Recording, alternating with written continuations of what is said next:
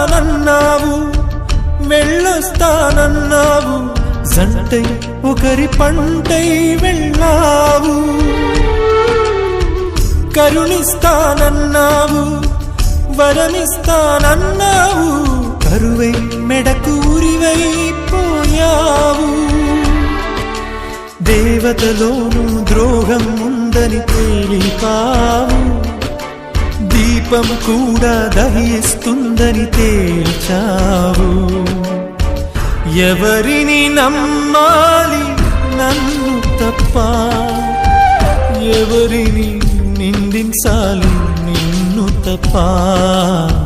నువ్వంటే ప్రాణమని, నీతోనే లోకమని, నీ తోడే లేకుంటే బ్రతికేది ఎందుకని.